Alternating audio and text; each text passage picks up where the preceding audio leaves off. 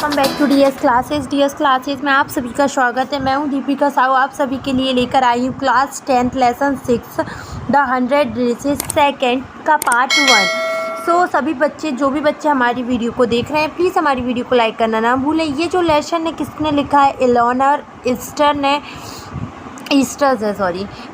ने। तो चलिए आगे पढ़ते हैं। तो द 100 ड्रेसेस फर्स्ट जो हमने सीखा लेसन 5 का पढ़ा, उसमें क्या बताया था? वो जो सारे बच्चे थे वो एक सर्कल बना के उस पूरी क्लास में घूम रहे थे और वो सारी 100 ड्रेसेस को देख रहे थे। किसने बनाई थी? वांडा ने बनाई थी। सो वहीं से ये स्टार्ट होता है कि while the class was circling the room the monitor from the principal's office brought Miss Mason a note. तो जब वो बच्चे क्लास में सर्कलिंग कर रहे थे, घूम रहे थे, तो मॉनिटर आए। कहाँ से? जो उस क्लास का मॉनिटर था वो प्रिंसिपल ऑफिस से आया और उन्होंने एक मिस मासून को एक नोट दिया। Miss Mason read it several time and study it thoughtfully for a while, then she clapped her hands. Attention class, everyone back to their seat. और वो क्या करती है, मतलब जो लेटर आया है, जो नोट आया है, उसको सेवरल टाइम पढ़ती है, मतलब बहुत कई बार पढ़ती है उसको और उस पर गहन विचार करती है, स्टडीड करती है उसको। And thoughtfully for a while, मतलब एक सेकेंड या फिर मैं बोलूँ एक थोड़े से टाइम के लिए वो फिर उसके बाद क्या करती हैं? क्लैपिंग करती हैं, बहुत तेज़ तेज़ तालियां बजाती हैं। अपन नहीं कहती चलो चलो चलो बस बहुत हो गया, ऐसा वाला। तो उसने क्या किया? उन्होंने ताली बजाई। अटेंशन सबसे, फिर वो बोलती हैं अटेंशन, सारी क्लास से बोलती है सभी अपनी अपनी सीट पर बैठ जाओ फिर से। When the shuffling of feet had stopped and the room was still and quiet, Miss Mason said I have a letter from Wanda's father then I want to read to you. So वो बोलती है जैसे जब सफलिंग of feet, मतलब जो सफलिंग करते हैं, मतलब पैर से जो किरकिर की आवाज़ आती है ना चलने पर, वो बंद हो जाती है और सारा जो कमरा है, जो रूम है, वो साइलेंट हो जाता है, चुप हो जाता है, मतलब बच्चे जो भी हैं सब शांत हो जाते हैं। तो मिस मासून कहती है कि मेरे पास एक लेटर है, एक पत्र है जो कि वांडा के पिताजी का है, फादर का है, और मैं आप सभी के सामने उसको पढ़ना चाहती हूँ। Miss Mason stood there a moment and the silence in the room grow tense and expectant. The teacher adjusted her glass slowly and deliberately. Her manner indicated that was coming. This letter from Wanda's father, so was a matter of great importance. तो miss मासून जो है वो थोड़ी देर खड़ी रहती हैं। There a moment, एक moment के लिए, एक क्षण के लिए। एंड फिर क्या होता है? जो साइलेंस है रूम का वो बढ़ता जाता है, वो भी एक टेंशन में, मतलब उनको लगता है, एक्सपेक्टेशन बढ़ती है कि भाई कुछ तो होने वाला है, इस लेटर में कुछ तो इम्पोर्टेंट है, जब तो मैम ऐसा कर रही हैं। टीचर एडजस्ट हर ग्लास, वो अपनी ग्लासेस को, मतलब उसके चश्मे को ठीक करती हैं। ठीक है, उनके क्या बोलते हैं, चश्मे को वो करती हैं, ठीक करती हैं और थोड़ा सा और डिले करती हैं। हर मैनर, आप एक बात नोटिस कर लेना, यहाँ हर लिखा है, दैट मीन्स टीचर फीमेल है ना, सुनना बात को। और वो क्या करती हैं? Her manner indicate that was coming, और उनके जो हरकतें हैं वो बता रही थी कि उस लेटर में से क्या आने वाला था। एक मैटर ऑफ ग्रेट इम्पोर्टेंस, मतलब एक महान, या फिर मैं बोलूँ एक बड़ा मतलब जो इम्पोर्टेंट है, महत्वपूर्ण है, वो आने वाला है उस वांडास के लेटर के, वांडास फादर के, मतलब जो लेटर है उसमें से। Everybody listen closely as Miss Mason read the brief note. और सभी बड़े ध्यान से सुनने लगे मिस मासून के उस लेटर, वो जो पढ़ रही थी। Dear teacher, my Wanda will not come to your school any more, Jake also, मेरी जो बेटी है वांडा, वो अब कभी आपके स्कूल नहीं आएगी, और जैक ऑल्सो, जो उसका भाई था ना, वो भी। And now we move away to big city, और अब हम एक बड़ी सिटी की तरफ जा रहे हैं। नो मोर होलर पोलैक, मैंने बताया था आपको पोलैक के बारे में। जो पोलैंड से लोग आते हैं उनको मतलब ऐसे करके चढ़ाते थे, तो वो बोलेंगे कि अब आपके उसमें कोई चिल्लाएगा नहीं, पोलैक कह के। No more ask why funny name, plenty of name in the big city, truly Jan Petronski, और ना ही आप कोई उससे उसका फ़नी नेम या उसका जो नाम है वो पूछेगा, क्योंकि हम जिस सिटी में जा रहे हैं वहाँ पर कई लोगों के ऐसे फ़नी नाम होंगे। उसके पिताजी कहते हैं, a deep silence meet the reading of this letter. जैसे ही उस लेटर को रीड किया तो एक डीप साइलेंस हो गया, मतलब गहन सोच में चले गए सब। और Miss Mason took off her glasses. जो मिस मासून होती हैं वो अपने क्या करती हैं, अपने चश्मे को उतार देती है, ब्लो ऑन देम, उसको ठीक ठाक करती हैं, and wiped them on her soft white handkerchief, और उसको ठीक करती है, एक मिनट रुकिए, उसको ठीक करती है वाइट हैंडकरचिप से। वाइप करना मतलब देखिए ये चश्मा है, उसे ऐसे रफ़ करना, सही करना, ठीक है, ये होता है वाइप करना। सो हैंड करचिप यूज़ क्यों किया, मैं आपको वही समझाना चाहती हूँ। जब मिस मासून एक लड़की है तो उनका हैंड करचिप कैसे हो सकता है, मैंने यहाँ पर टिक लगाया था इसलिए कि एक लड़की हैंड करचिप यूज़ क्यों करेगी, वो तो हैंकी यूज़ करती है ना, क्या ही लिखते हैं राइटर लोग। Then she put them on again and looked at the class, when she spoke her voice was very low. और फिर से वो अपने चश्मे को लगा लेती हैं और पूरी क्लास की तरह ऐसे देखती हैं, जैसे नहीं देखते ऐसे नाक पे ऐसे उंगली रख के, उनका जो चश्मा था उस पर ऐसे उंगली रख के ऊपर से देखते हैं ना वो। और फिर वो बोलना स्टार्ट करती हैं, बहुत ही लो वॉइस में बोलती हैं, बहुत ही सैडली बोलती हैं, I am sure that none of the boys and girls in the room 13 would purposely or deliberately hurt anyone's feeling because his or her name happen to be a long unfamiliar one. So बोले मैं बहुत sure हूँ, मैं बहुत निश्चित हूँ इस चीज़ के लिए कि कोई भी मतलब इस रूम 13 का लड़का या लड़की पर्पज़ली या किसी मोटिव से किसी भी बच्चे को और उसकी फीलिंग के साथ खिलवाड़ नहीं करेगा, वो भी उसके नाम, उसके फ़नी नेम या वो जहाँ से बिलोंग करता है उस वजह से, या फिर उसके अनफेमिलियर नेम मतलब अजीब गरीब नाम के लिए। I prefer to think that what was said in thoughtfulness। और वो बोलती है कि मैं चाहूँगी आप सब इस चीज़ को सोचें, और ये जो कहा है शायद उन्होंने थॉटलेसनेस में किया है, मतलब अनजाने में बोल दिया। I know that all of you feel the way I do. और सब बोले मुझे जैसा फ़ील हो रहा है, मुझे पता है कि मुझे जैसा फ़ील हो रहा है वैसे आप लोगों का हो रहा होगा।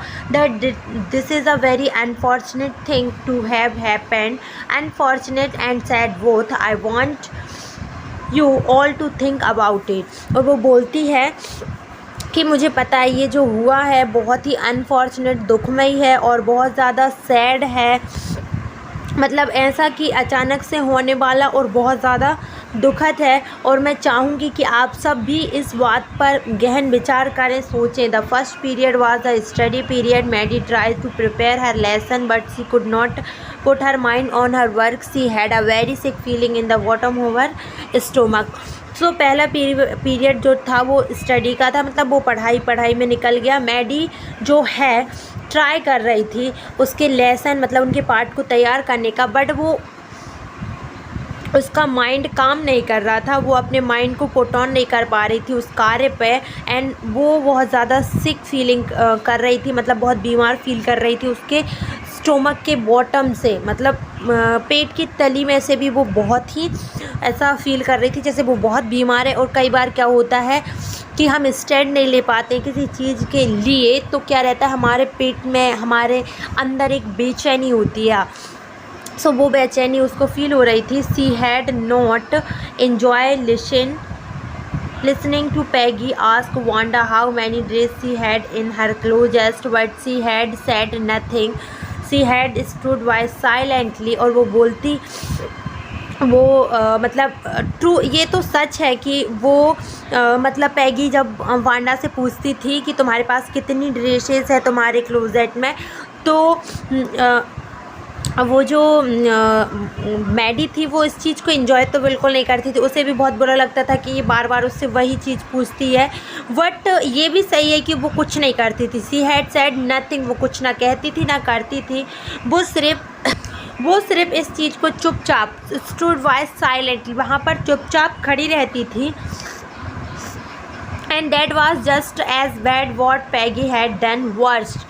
और ये उतना ही बुरा है जितना पैगी नहीं किया है, और इनफैक्ट इससे ज़्यादा बुरा है। वर्स मतलब कि इससे ज़्यादा बुरा होना कोई चीज़, क्योंकि देखो अन्याय देखना या सहना बात तो बराबर ही होती है ना। अगर आप अन्याय हो रहा है और आप देख रहे हैं तो आप भी उस चीज़ के मतलब उतने ही गुनहगार हैं जितना उसको किया है उसने। शी वॉज अ कावर्ड, वो क्या थी, डरपोक थी। At least Peggy hadn't considered that they were being mean but she Maddie. देखो पैगी जो है वो तो कंसिडर करती थी कि वो उसका कोई मतलब, उसका कोई वो मैन मीन नहीं रहता, वो इस चीज़ को मीन नहीं करती, बस ऐसे ही मजाक करती थी उससे। She Maddie had thought they were doing wrong, she could put herself in Wanda's shoes. और वो क्या कहती है कि जो मैगी है मैडी है उसको तो पता था कि ये लोग गलत कर रहे हैं, मतलब जो पैगी है वो तो ऐसा कंसिडर ही नहीं कर रही है कि वो गलत थी या उसका कोई मीन था। लेकिन जो मैडी है उसको तो पता था ना कि भाई ये इसका कोई मतलब है, ये गलत कर रहे हैं, लेकिन वो उसके अपने आप को वांडास के सॉस और इसके अकॉर्डिंग तो ऐसा लिखा है कि वो उसको वांडा के पैर में सोच रही है ऐसा। गुडनेस भगवान, wasn't there anything she could do, if only she could tell Wanda she hadn't mean it, hide her feeling. अब वह कर भी क्या सकती थी, ऐसा वो सोच रही है। यदि इफ़ ओनली, बस एक ही चीज़ कर सकती थी, सी कुड टेल वांडा, वह वांडा को ऐसा बता सकती थी, बोल सकती थी कि वो उसका कोई उसे फीलिंग को हाइड करने का, उसे दुख पहुंचाने का कोई भी इरादा नहीं था। She turn around and stole a glance at Peggy but Peggy did not looked up. और फिर वो ऐसे टर्न होती है और पैगी को चुपकी वाली नज़रों से देखती है, लेकिन पैगी उसको बिल्कुल नहीं देखती। She seemed to be studying hard, और ऐसा लगता है मानो जो पैगी है वो बहुत ही हार्डली स्टडी कर रही, मतलब बहुत गहराई से। वेदर पैगी फेल्ट बैडली और not, she Maddie had to do something. और वो बोलती है कि पैगी को बुरा लगे और ना लगे, लेकिन मैडी सोचती मुझे कुछ करना चाहिए। She had to find Wanda Petronski, maybe she had not yet moved away, may Peggy would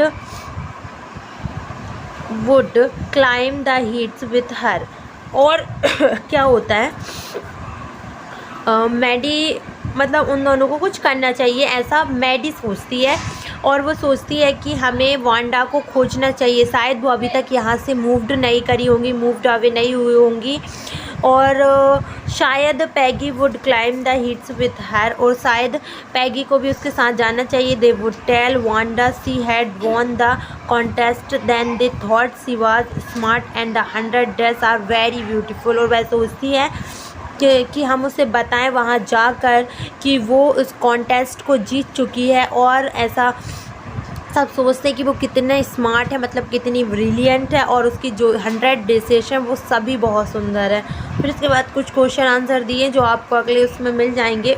when school was dismiss in the afternoon, दोपहर के टाइम की छुट्टी मिलती है ना, तो जब दोपहर के टाइम की छुट्टी मिली, Peggy said with pretended casualness, hey let's go and see if the kid has left town or not. So Peggy बोलती है, बहुत ही प्रिटेंडिंग वाली बात है ये, मतलब वो ऐसे दिखा रही है जैसे कुछ भी नहीं हुआ है, ऐसा प्रिटेंड करके बोलती है कि हाय चलो same idea. Maddie glowed and Peg was really all right.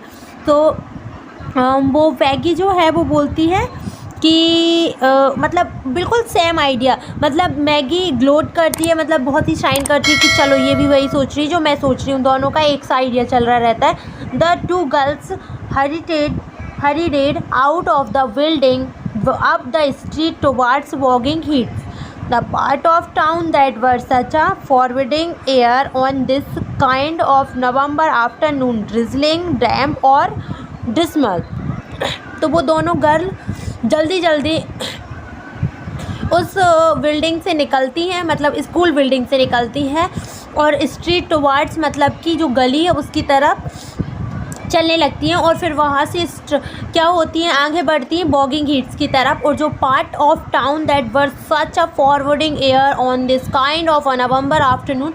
तो नवंबर का टाइम था, आफ्टरनून का, नवंबर मंथ का टाइम था और आफ्टरनून था। उस टाइम पर सच अ फॉरवर्डिंग एयर, मतलब कि बहुत ही अजीब सी फॉरवर्डिंग एयर चल रही थी, मतलब कि अनहैप्पियर वाली। और ड्रिजलिंग माहौल था, मतलब कि थोड़ी थोड़ी बरसात भी हो रही थी। डैम्प एंड डिस्पिल मतलब होता है wet and sad, expressing a state happiness, happy hopelessness, sorry. So मतलब बहुत ही, एक तो उनका माइंड भी सैड था तो शायद इसलिए बता रहे हैं। Well at least said Peggy gruffly, I never did call her a foreigner or make fun of her name. So वो फिर बोलती है कि कम से कम मैंने उसके, पैगी बोलती है, ग्रेफली बोलती है, बहुत ही मतलब अनफ्रेंडली होके बोलती है, अनकैजुअली होके बोलती है कि मैंने कभी उसके फॉरगेनर का, मतलब उसके विदेशीपन का कभी भी, या उसके नाम का तो मजाक नहीं उड़ाया ना। I never thought she had the sense to know we were making fun of to her anyway. I thought she was dumb and gee look how she can draw. So वो बोलती है कि मैं तो ये सोचती थी, मैंने तो कभी ये भी नहीं सोचा, आई मीन सॉरी, वो बोलती आई नेवर थॉट, मैंने ऐसा कभी नहीं सोचा कि उसके पास इतना भी सेंस है कि वो ये जाने कि उसका मजाक बन रहा है। और वो बोलती है कि मुझे तो लगता है वो टू डम्प थी। और एंड जी एक एक्सप्रेशन होता है लाइक सरप्राइज़ वाला। और वो बोलती है look how she can draw, उसने ड्राइंग कैसे कर ली मुझे तो ये समझ में नहीं आ रहा। Maddie could say anything, Maddie could say nothing, sorry, Maddie ने कुछ नहीं कहा। All she hoped was that they would find Wanda, she wanted to tell her that. और वह सिर्फ यही आशा कर रही थी, जो मैडी थी वो यह आशा कर रही थी कि वो वांडा को खोज लें, मतलब उसके जाने से पहले उनको मिल जाए वो। She wanted to tell her that they were sorry they had picked on her and how wonderful the whole school thought she was and please not to move away, everybody would be nice, she would see, and Maggie would fight anybody who was not nice. सो वो बोलती है, वो चाहती थी कि वो उसे बताए कि वो दोनों कितना सॉरी है उस पे पिक्ड ऑन करने के लिए, उस पे उसका मजाक बनाने के लिए, और कितना मतलब सभी जो लोग हैं उसे कितना, पूरा स्कूल जो है उसके बारे में कितना अद्भुत सोचता है। और वो बोले उसके लिए भी वो बोल रही थी कि बोले अपन उससे ऐसा मतलब वो मन में ये बात सोच रही थी कि उससे बोलें कि तुम यहाँ से कहीं मत जाओ, सभी तुम्हारे साथ बहुत ही नाइसली बिहेव करेंगे। She and Peggy would fight anybody who was not nice, और मैं और पैगी उनसे सबसे लड़ेंगे जो तुम्हारे साथ नाइस नहीं होंगे। The two girl worried on the hoped to get the top of the hill before dark. वो बोलती है कि दोनों लड़की जल्दी जल्दी हरियड ऑन, मतलब जल्दी जल्दी चलती है और आशा करती हैं कि वो उस हिल पर पहुंच जाए जहां पर बिफोर डार्क, मतलब उस पहाड़ी पर पहुंच जाए अंधेरा होने से पहले। I think that was where the Petronskis lived, said Maddie. और मैडी बोलती है कि शायद मुझे ऐसा लगता है कि जो पेट्रोस्की है ना वहीं पर रहते हैं। Point to a little white house, किसको पॉइंट आउट कर रहे थे वो लोग? वो जो वाइट हाउस था ना, सफ़ेद घर था, उसको। Wisps of old grass stuck up here and there along the pathway like thin क्लिचिंग क्लीनर्स है, क्या है, एक मिनट, किटन्स है, KITTENS kittens. The house and its sparse little yard looked shabby but clean. So वो उसके मतलब घर को पॉइंट आउट करती है। फिर वहाँ पर जो ओल्ड ग्रास होती है, स्टक अप होती है, वहाँ पर वो देखती हैं, और वो पाथ जो है बड़ा थिन किटन लगता है उन लोगों को। और जो हाउस होता है उसमें छोटी छोटी उसके आंगन में घासें होती हैं, वो बहुत सैफी होती हैं, मतलब बहुत ही अजीब सी होती हैं, लेकिन वह क्लीन होती है। And it reminded Maddie of Wanda's one dress, her faded blue cotton dress, shabby but clean. और वो जो है मैडी को क्या याद दिलाता है? वांडा की वो ड्रेस जो फेड ब्लू कलर की होती है, कॉटन की, जो सेवी होती है, मतलब कि बिखरी होती है लेकिन क्लीन होती है। There was not a sign of life about the house. और ये जो है उनकी मतलब घर को सिग्निफाई नहीं करती है। About the house Peggy knocked firmly on the door but there was no answer. Peggy knock करती है उसके घर मतलब डोर को, बट कोई भी आंसर उनको नहीं मिलती है। She and Maddie went around to the back yard and knocked there, still there was no answer. और वो फिर उसको वहाँ पर जो पैगी और मैडी है उनको वहाँ पर नहीं मिलती है, तो वो उनके कहाँ जाती है, उनके बैक यार्ड में, मतलब जो पीछे का एरिया होता है ना, जो आंगन होता है हमारे यहाँ पर, वहाँ जाती है और वहाँ नॉक करती है, लेकिन फिर भी उनको कोई आंसर नहीं मिलता है। There was no doubt about it, the Petronski were gone, how could they ever make amends. और वो बोलती है कि इसमें कोई शायद संख्या नहीं है कि वो जो पेंटोस्की है वहाँ से जा चुके थे, और अब वो कैसे अपना मतलब गिल्ट कम करें, पश्चाताप करें। मेक अमेंड मतलब होता है to show that one is sorry by doing something good, कुछ अच्छा करके अपने गिल्ट को या फिर अपनी गलती को सुधारना, सॉरी फील करना ही अमेंड्स कहलाता है, मेक अमेंड। तो वो सोचती हैं कि कैसे अब हम पछतावा करें, मतलब कि पश्चाताप करें। The turn slowly and made their way back down the हिल, और वो बेचारी मतलब टर्न अप हो जाती हैं, नीचे की तरफ जाने लगती है, उस पहाड़ी से नीचे जाने लगती है। वेल एनीवे सेड पैगी बोलती है चलो ठीक है कोई बात नहीं, सी इज़ गॉन नाउ, अब तो वह जा चुकी, so what can we do, अब हम क्या ही कर सकते हैं। बिसाइड्स बाहरी तरफ बोलती है। When I was asking her about all her dresses, she probably was getting good idea for drawing. She might not even have won the contest otherwise. पैगी बोलती है, बोले जब मैं उससे उस 100 ड्रेसेस के बारे में पूछती थी, उसकी पोशाकों के बारे में पूछती थी, तो शायद उसको उसी के वजह से उसको आइडिया आया ड्राइंग करने का, नहीं तो वो शायद इस कॉन्टेस्ट को भी नहीं जीत पाती अदरवाइज, ऐसा सोचती है और वो अपने अंदर की गिल्ट को ख़त्म कर रही है। That's it, Maddie turn this idea carefully over in her head, for it there was anything in it she would not have to feel so badly. So वो सोचती है कि चलो ठीक है, वो इस आइडिया को थोड़ा सा केयरफुली करती है, मतलब लेती है अपने अंदर, अपने हेड में, अपने सिर में, और वो सोचती है कि if there were anything in it, अगर इसमें कुछ भी सच्चाई हो ना, तो she would not have to feel so badly, but the night she could not get to sleep. तो अगर इसमें थोड़ी बहुत भी सच्चाई हो ना अगर पैगी की बात में, तो शायद उसका थोड़ा उसे कम बुरा लगे उस चीज़ का, शायद उसे उस चीज़ का बुरा ना लगे, लेकिन उस रात वह बिल्कुल नहीं सोई थी। She thought about Wanda and her faded blue dress, the little house she had lived in. वो मैडी के बारे में सोचती रही, उसकी फेडेड ब्लू ड्रेस के बारे में, उसने जो पहनी थी उस ड्रेस के बारे में सोचती रही, और क्या उसका छोटा सा घर था उसके बारे में सोचती रही। एंड सी हैड लिव्ड इन, और जहाँ वो रहती थी उस छोटा से घर के बारे में वह सोचती रही। And she thought of the glowing picture those 100 dresses made all lined up in the classroom, और वो उसके जो ग्लोइंग पिक्चर थी, जो उसने 100 ड्रेसेस बनाई थी, जो पूरे क्लासरूम में ऑल लाइंड अप थी, उनके बारे में सोच रही। At last Maddie sat up in a bed and pressed her forehead tight in her hand and really thought. फिर क्या करती है, देखो जैसे कि ये मैडी है, भाई मैं पेंटिंग बहुत अच्छी करती हूँ, आप लोगों को तो पता ही है। ये हाथ है, ये उसके हाथ उसका सिर पे, ये उसका सिर है, देखा कितना सुंदर, मतलब पेंटिंग के कह सकते हैं आप लोग, नहीं कर सकते। सो वो अपने बिस्तर पे अपने सिर को बहुत टाइटली पकड़ती है, जैसे कई बार हम कहते हैं यार अब क्या ही होगा, तो और वह उसकी ड्रेसेस के बारे में सोचती है। This was the hardest thing she had ever done, और ये सबसे कठिन सोच थी, ये कठिन चीज़ थी उसके लिए, क्योंकि उसने आज से पहले ऐसा फील नहीं किया था।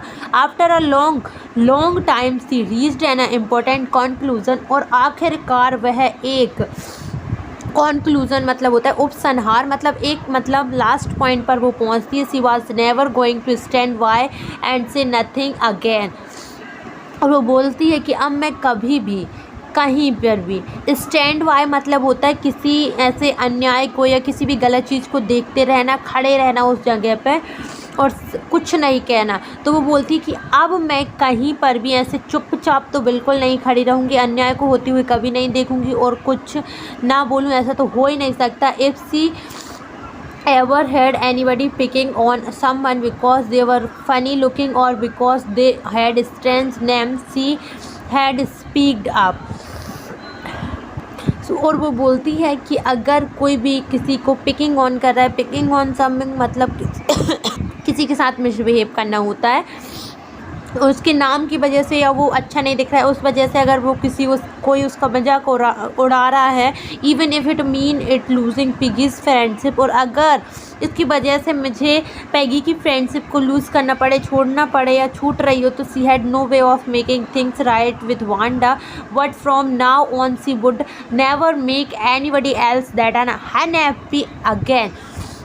बोलती है कि मैं जो कुछ भी हुआ मैं वांडा के साथ उसको तो चेंज नहीं कर सकती, उसको तो सही नहीं कर सकती, लेकिन अब मैं कभी भी किसी का भी मजाक नहीं होते हुए देखूंगी, कभी भी किसी को भी अनहैप्पी कभी नहीं देखूंगी अगेन फिर से, है ना। So that was a part 1 of lesson 6 the 100 disease second, और पार्ट 2 जिसको भी देखना है डिस्क्रिप्शन में लिंक दिए, और जितने भी लेसन हम पढ़ चुके हैं क्लास 10 के वो सारे लेसन की लिंक दी हुई है, तो जो भी आपको ना समझ में आए आप लोग देख लीजिएगा। So thank you for watching. हमारी मेहनत के लिए एक लाइक तो बनता है।